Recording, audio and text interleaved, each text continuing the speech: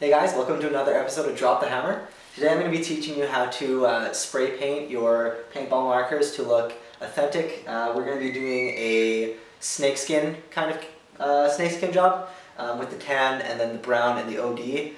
And I figured I'd show you guys maybe how to do this. I've made a few mistakes in my previous paint jobs. The first way I was running my T15, I wanted it to be black, but I really didn't like the color that it came with. I thought it was a bit too gray, and I really didn't like the finish on it a whole lot. And I also didn't like the warning markings on the left side of the receiver and the Tiberius logo. I thought it looked kind of tacky. That's just me though. So I decided I was going to paint it. I painted it black, and I used the wrong paint, and I was impatient, and it looked like crap. So I ended up just scuffing up the whole gun to make the whole gun look like crap, so you know, it didn't like stand out at any one part. But now that I know kind of what I'm doing, I'm going to do a better job with some new accessories on it that I got. As you can see here, I'm going to start trying to run an M203 and we'll see how that goes. So the paints I'm using are the Ultra Flat. This one is the Krylon, it's made by Krylon, and it's ultra flat camo. This is the brown, this is the khaki, and this is the olive drab, and these are what I'm using. I would suggest if you're going to do a job similar to this, I'd get two of the flat khaki, because you're going to do two coats of your gun in this. This is the first coat you do. So you have two routes you can go when you're painting your paintball marker or your airsoft gun. This would work for the same kind of thing. Either you take out all of the internals, anything you don't want to get painted, you just completely remove. Or you could do what I do, which I find is easier and quicker and works just as well, is you can just mask off and block everywhere where you don't want paint to enter. So anywhere where Allen keys go, I just shove the Allen key in, tape that up. If you, like little guys, they'll fit in perfectly just fine. You'll keep that from paint getting in there. Trigger, under the trigger where the mechanism is, you're going to want to have tape all around here. Anywhere where air needs to pass through, so pretty much around your tank, if you're choosing to do the tank, you want all of that gone. The barrel, you don't want paint in your barrel. I haven't done this, but I can't imagine it would be very good to get paint in your barrel when you're painting. So what I've done is I have one of those Exalt squeegees I've shoved down, but I've wrapped the shaft of it in some shop towel, make sure no paint gets in there or in the pores of the suppressor.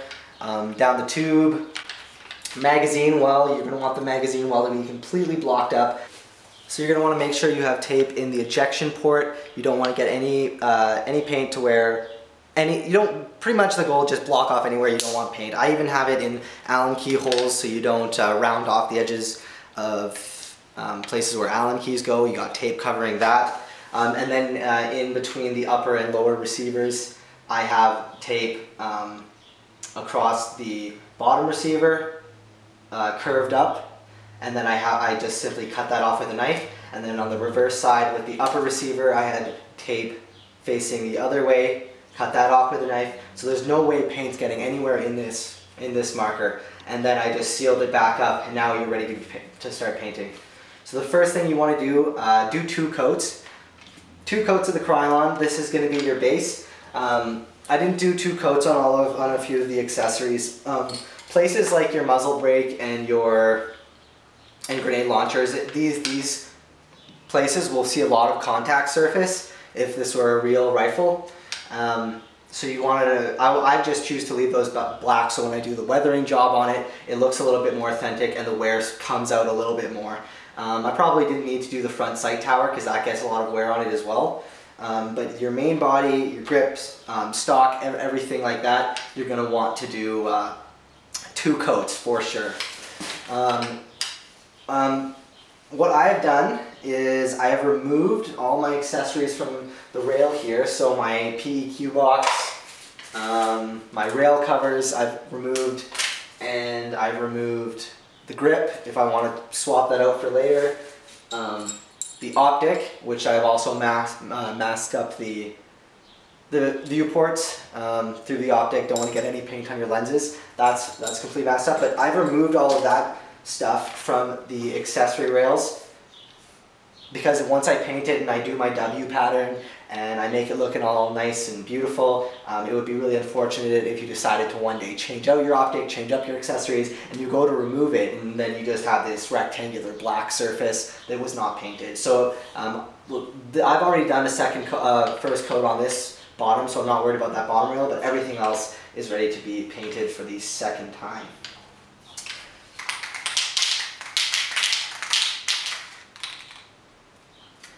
And you want to do light dustings from a distance, and you just kind of lightly go. You don't want any buildup, you don't want any drips. That's very important.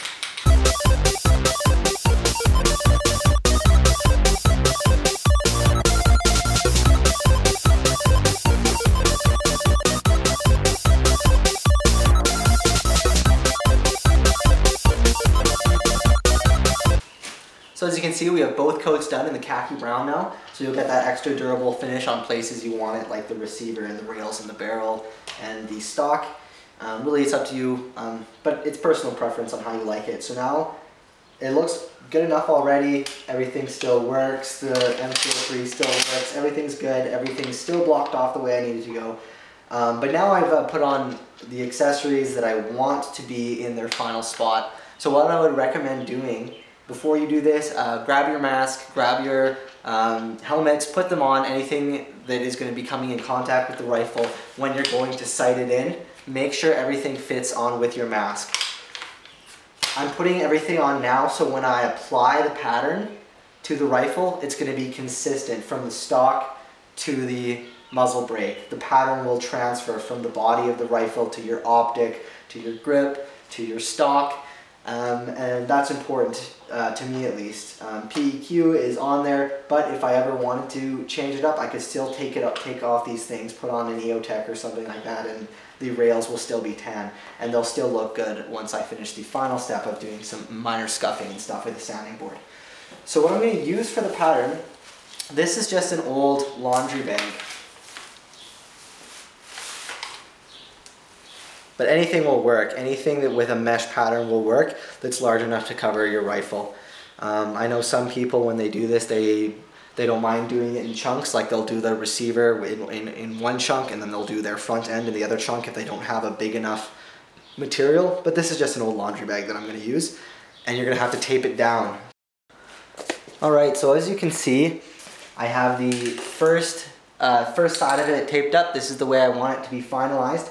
And I'm going to do just one side at a time so I can make sure I get every cross the way I like it. You don't want it to be bunched up. You want it to be a little bit tighter to the rifle, as tight as to the rifle as you can.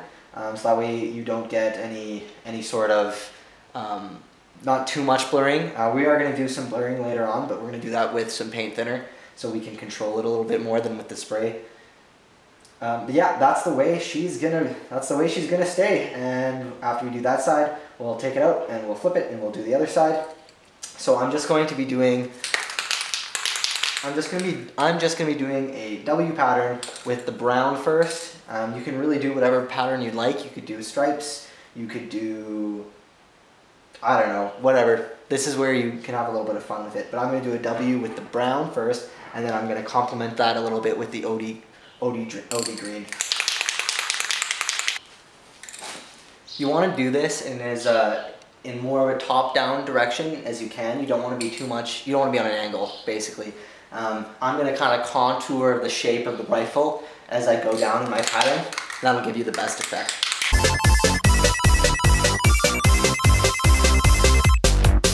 So now I'm going to complement this with the olive drab. This is the Krylon flat olive drab.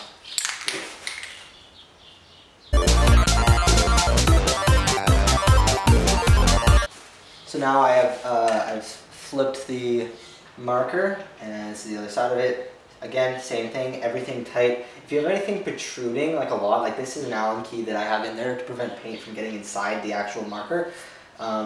Just cut around that with like a little knife or something so you can get a nice tight surface on everything. And again, you're going to do the same thing, first with the brown.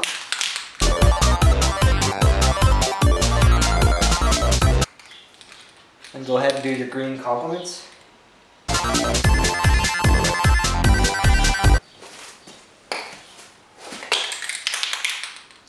Feel free to do a little bit of paint if you want on the top surface of your marker as well. Give it that more consistent look. It came out very, very nice. Right there on that bottom part of the receiver with the OD green, the snakeskin didn't come out as nicely as I would have liked.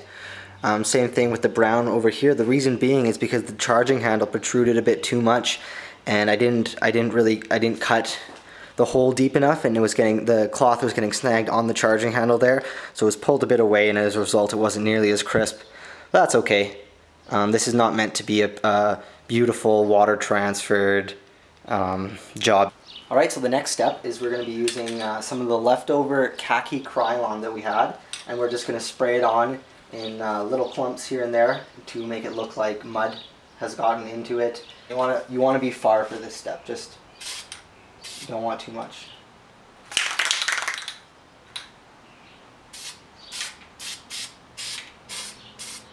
Shake it up really, really good. Keep the paint shaken up. Just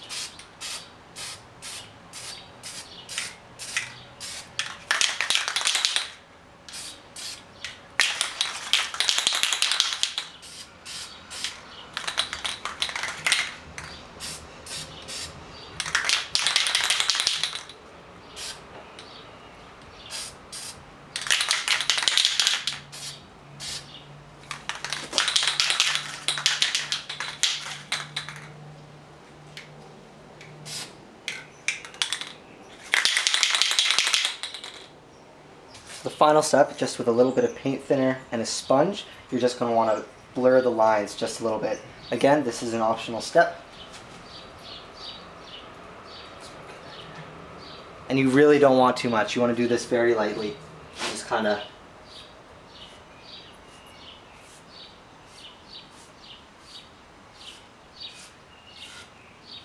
You just kind of want to muddy it up a little bit.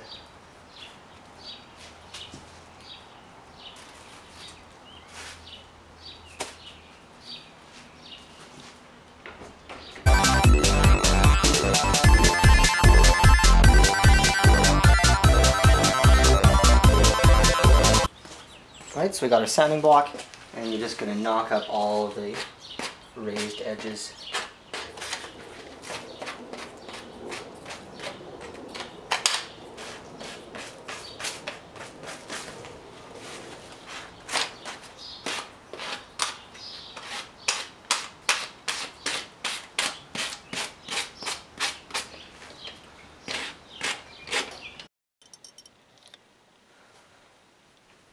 Alright, so here's the final product. As you can see, the wear on the suppressor looks really, really good. Get that to focus. It's not going to focus. Along the rail covers, the grips on the M203 and the rail panels looks really good. And then on the PEQ box, you got some black showing through there, which looks also really good. On the undersides, front sight tower, bit of silver coming through, but like I said before, that's alright. Beautiful. And everything still works. Can still remove magazines perfectly fine. M203, got a surprise in there. Selector switch is good. Body pins still come out nice. Charging handle, got some nice, just subtle wear on that. Very, very good stuff. Stock looks nice.